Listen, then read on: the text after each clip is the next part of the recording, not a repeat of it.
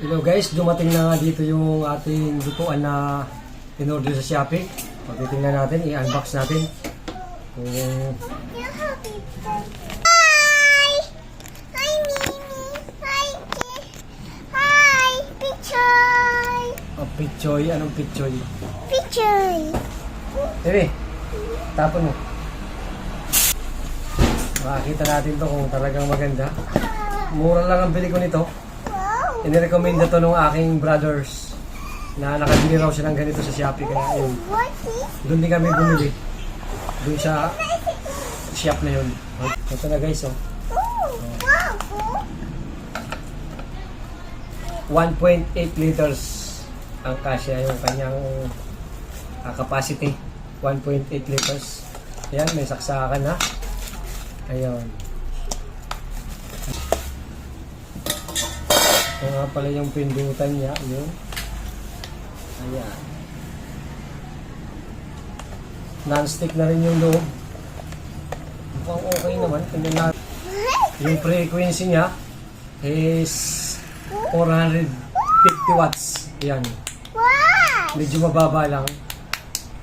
Ayan nga. Wow! Wow! Ayan. Tapos,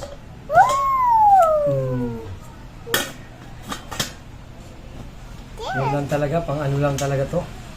Medyo maliit lang. 1.8 lang ang kasya. Wow! Oh. Wow! Wow! Cool! Pwede ito yung mga itlog.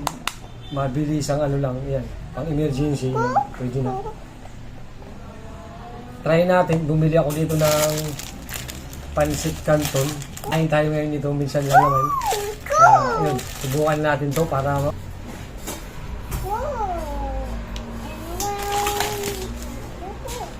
yun, may init na kaagad guys.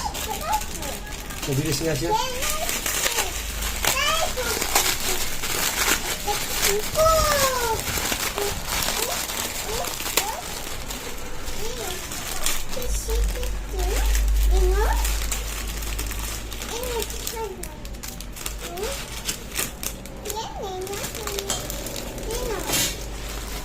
May pangkulo na. Ilagay na natin.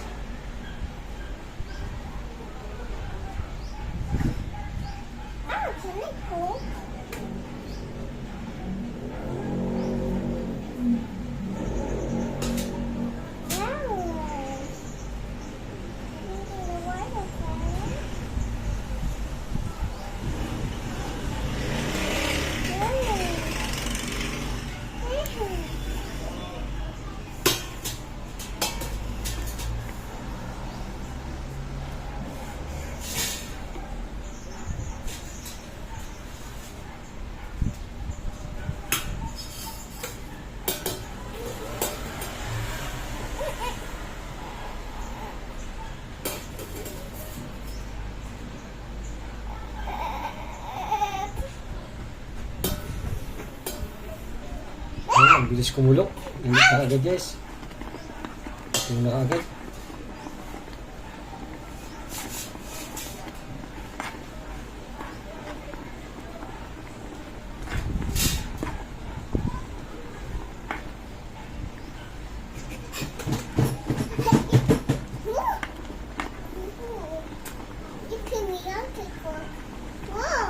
Ito na agad guys. Ito na agad yung kanton natin. Ayan. Patayin na natin. Tapos tanggalin na ng saksakan. Ayan.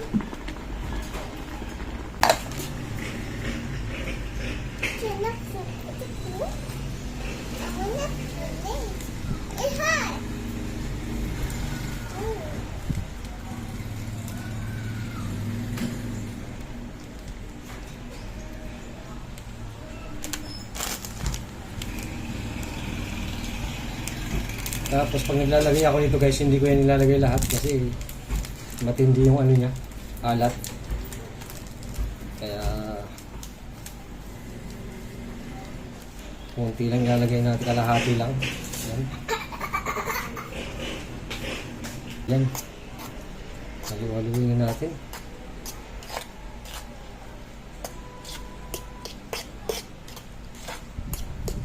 Okay, ang bilis lang makaluto.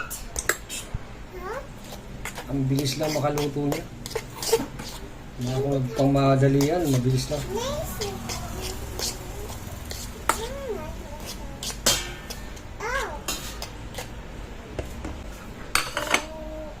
Ayun guys, okay na.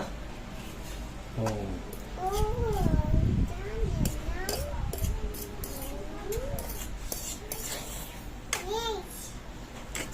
Ayan. Okay naman siya guys, okay na. Ang maganda dito pag prito walang itlog. Yan. Okay naman yung review natin. Sana tumagal. Ayun. Hanggang dito na lang guys. Okay na. Maraming salamat sa panonood. Huwag kalimutan mag-like, mag-subscribe sa aking channel. Maraming salamat sa inyo.